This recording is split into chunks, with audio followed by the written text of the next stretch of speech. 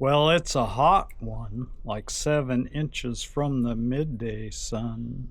Anyway, hello, how are you? Today's rural randomness is going to be turning this pile of juniper that my neighbor milled for me to do some live edges on the cabinet, but there's plenty here. So what I'm going to do today is take this pile of random lumber, and I have a project right over here that I am going to turn into steps. These old steps have been temporary for 15 years since I've moved into my new house, and so now it's time to do something new and exciting. Juniper is well known for its non-rot properties, kind of like pressure treated, only a lot of people like it better. So I'm going to build these steps out of this, and as you can see, I've already got it started to dug out, build a little frame. I'm going to put a concrete pad there to set the steps on, where they mount down here. It's going to be on a concrete pad there. It'll be a little more permanent than the last one. My last video, my son kind of admonished me. That was the video about setting the gate post, about not showing some steps on how you straighten up the post and everything. So I'm going to try to be a little more thorough on this one. Might be some tips that you learn, maybe not.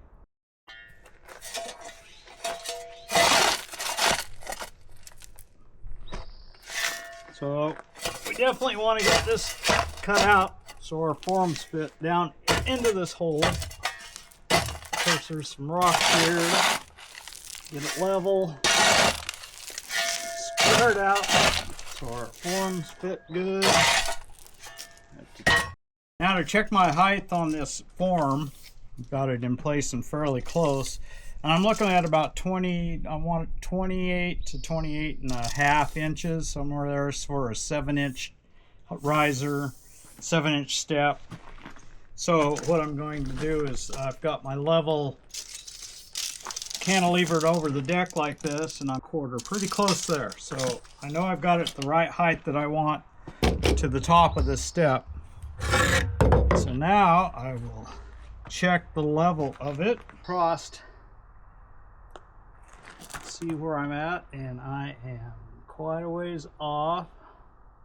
So you might be wondering why I'm not using form stakes. Is because, well, my form stakes I used on a job and they never came back to me like they do. I'm sure some of you can relate to that. How things just disappear. Anyway, I have 4 funky old form stakes. I'm just gonna put them on each side just to hold the form in place. Then I'll go from there. So I don't have anywhere to reference this into this form off of anything, so I'm going to use my level against the stake, pull my tape from that level, and I should have 34 inches, and that will be close enough. Just put it right there, and 34 inches. Good deal. On this side, I have a 2x4 coming down, 4x4, that I can pull off of to get my 34 inches.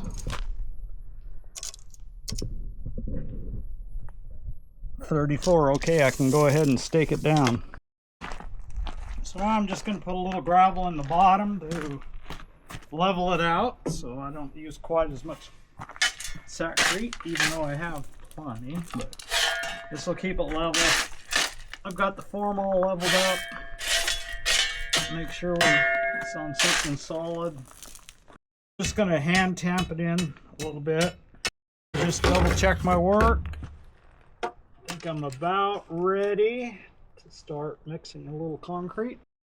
So now I've already watered down the area where I'm going to be pouring the concrete. It's always good to wet your base. That way your concrete doesn't dry out underneath and crack as bad. The calculations on how much concrete I would need, and I also asked my buddy ChatGPT, and we both come out with just a little under 2 60-pound bags. So we'll see how that works. I did buy an extra just in case. Always do that. So we don't want this super wet, but it's amazing how much just a little water can affect the consistency of the concrete. I'm going to put about, a couple quarts in there, half gallon. Start mixing it, see where we're at. My tool to mix in a wheelbarrow is just an old garden hoe that I've cut off short. It usually works pretty good. You go slow with the water. It's real easy to get it too wet. Okay, concrete's ready. Let's see if I can keep from messing this up.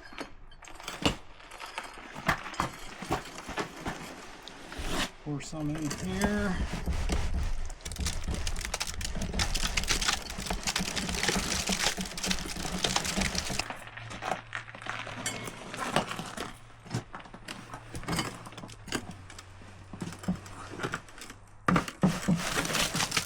Even though I know that this is going to get my level a little bit concretey, I'm going to check it anyway. Make sure everything's still where it should be. The level will wash off. I said I don't have my edging tool to make nice round edges, but I did find this in my shop. It's just an old wire stripper tool. And it's working okay for this project. That's part of living the rural life. It's just figuring out something that'll work. It's not always pretty, but it works. And another thing about living out in the rural area is my nearest hardware store is 15 miles away, 30-mile round trip. So you can't just run down there every whim, although I do go there a lot. So some of you may be wondering, what is this juniper wood that I'm going to be using? Juniper comes from the eastern side of Oregon and probably Wyoming, Montana, all those deserts. It's a desert type of wood. It's not real common around here, but my buddy went over and picked some up over in eastern Oregon and milled it for me. And so I'm going to use it for this. It's got really good rot resistant properties, almost as good as pressure treated. Some people use it for fence posts. They say they get 30 to 50 years out of a fence post, so that's pretty incredible. So I'm going to give this a try. I'm not real sure if what the result's going to be, but you know, it's probably going to last my lifetime. So sorry kids, it's up to you. But I got a little story about Oregon. I live over on the southwestern side of Oregon, and I met some Israeli people that were here. And I was telling him that I was going to drive 8 hours over to my hunting spot. And he said, "In Oregon?" I says, "Yes." And he says, "You can drive 8 hours in Oregon?" I said, "Yes." He said, "In Israel, you can't drive 8 hours or you'll be out of the country." That is kind of a mind blower to me. So here are 3 slabs that I've picked of that juniper to work up the stairway, the steps. Some will be the tread, some will be the risers.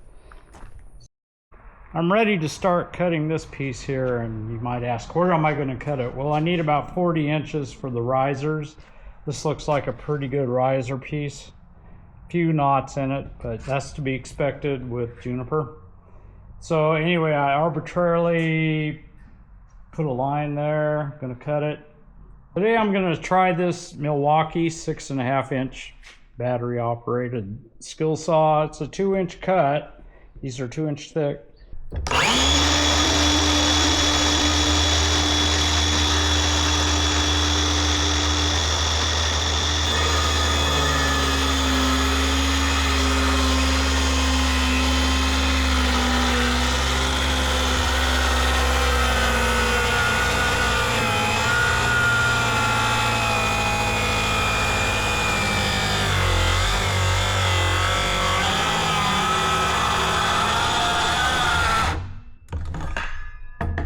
Not bad. Morning, it's another day of working on the stair steps. It's supposed to be a hot one today. It's the morning right now. I just pulled the screws out of the form, or we're going to strip the form. Take a look at it, see how the concrete held up overnight. Well, there it is, picked up off of there. Yep, looks good. Now we just have to let it cure. I'm gonna drop the Corvette down, get it out of the shop because I'm gonna be making some sawdust today.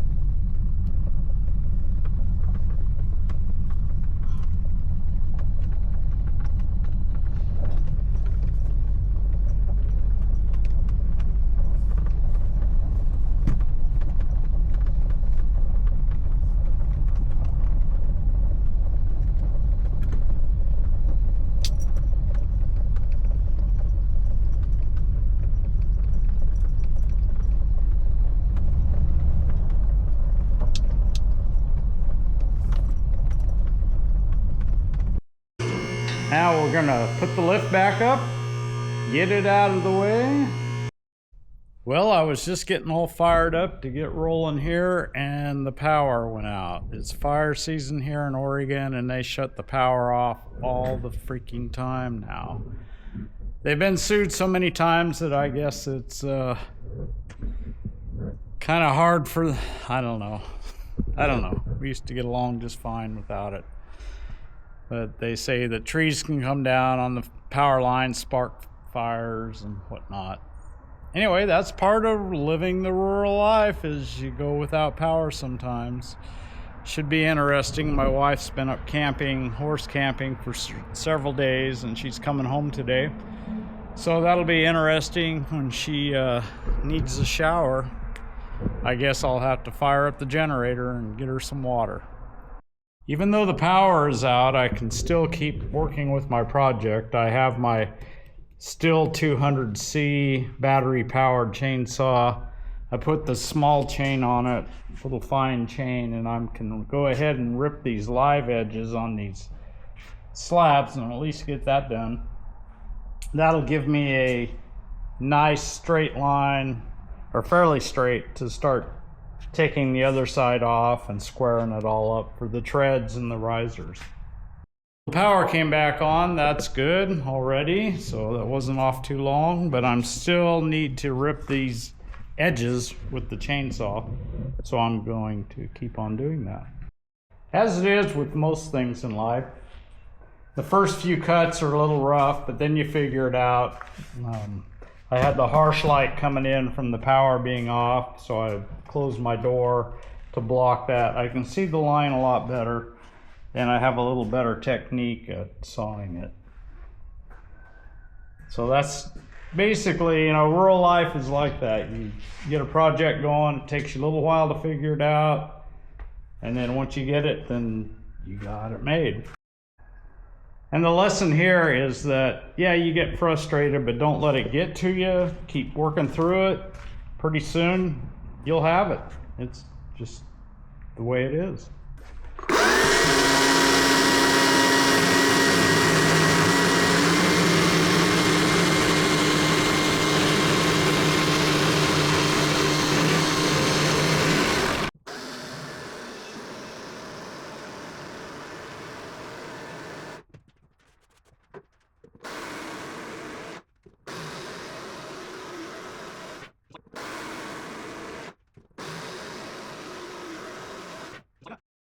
I take this little chainsaw with me when I go overlanding or up in the mountains. It's a little battery powered. I take an extra battery. I have a little case over there that I put it in, and it all breaks down, fits onto the top rack of the 4Runner, and is real handy just in case I need to cut some trees, which I've had to do before. It's very handy for that. I put a 16-inch bar on it though with a little bigger chain. This isn't really designed for that, but it will pull it and get me out of an emergency that I need to get through, or just cut some firewood around camp. I'm going to roll the table saw out where I can use it. Handy little stand that rolls out of the way. As you can see, I do woodworking and mechanical work in this shop. I've got all my woodworking tools on the one side, mechanical tools on the other, and of course the lift. So it works out pretty good. This is a 26 by 34 shop. There's a story behind that too. I have my saw set up, and the first cut is going to be at 12 inches. That gives me, this is going to be a tread piece. So 12 inches will give me some to shave the sides down and get it even.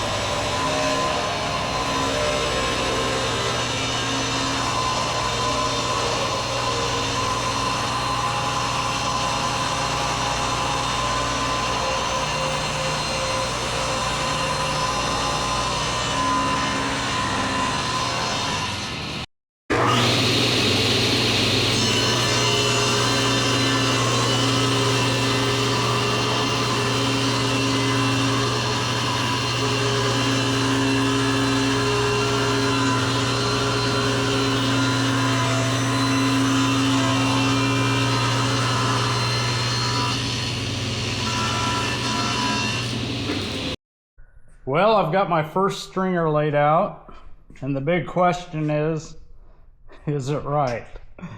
I'm going to cut it out, and we will find out. It looks right. I took it over and held it up there, but you never know till you get it cut.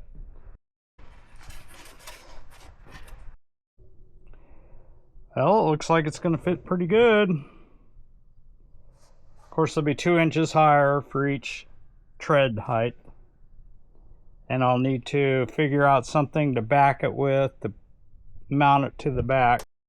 Well, I didn't have anything under here to back my stairs with, so I dug out a hole, had some old 6x6s that I pressure treated, that I planted in the ground and tied into the rim sill here. And now I need to, I've got to remove this and then put a board across for the stairs to back up to. Here's the stringer set up. There's the post I put in. Nailed that across it. Had to shim it out a little bit. Level it up. So they're just about ready for the treads. I need to put some more screws in the back plate. Hold it up. So it's the next day, and last night we had one heck of a thunderstorm. We've got about 20 or 30 small fires around the valley and around the region, and there's a helicopter flying out there right now. We got a fire about a mile, well, 2 miles away, but they're working on it, so it's kind of scary stuff. But anyway, today I've got the treads on, so we're looking good here, and now I'm working on another aspect of it, trying to get this wheel mounted. And I'm going to do that now.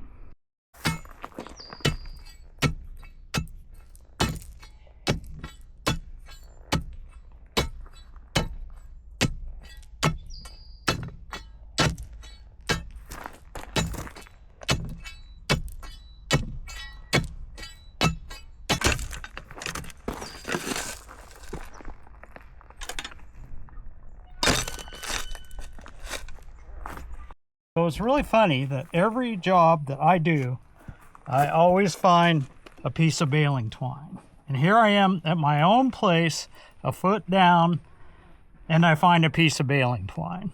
Too funny. Hole's dug about 2 feet deep. I'm going to put a little layer of clean gravel in the bottom for drainage.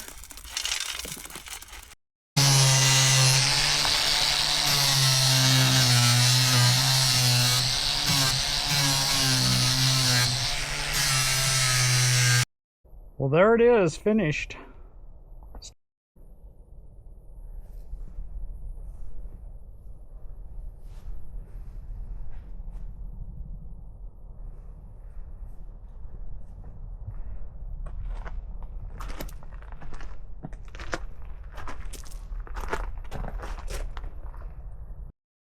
the finished product. That was a 4-day deal. Ripping all those slabs down and getting it to this point. But anyway, I think it turned out pretty good. Got some fresh gravel around things and looking good. Now if it'll just hold together, that's the main thing. I'm actually thinking about putting a polyurethane finish on it. That would bring out those colors that are there real nice and maybe help preserve it. They say that juniper really stands up to the rot. So well, I thank you for putting up with me through this process, and always remember to look up and aim up. Thanks for watching.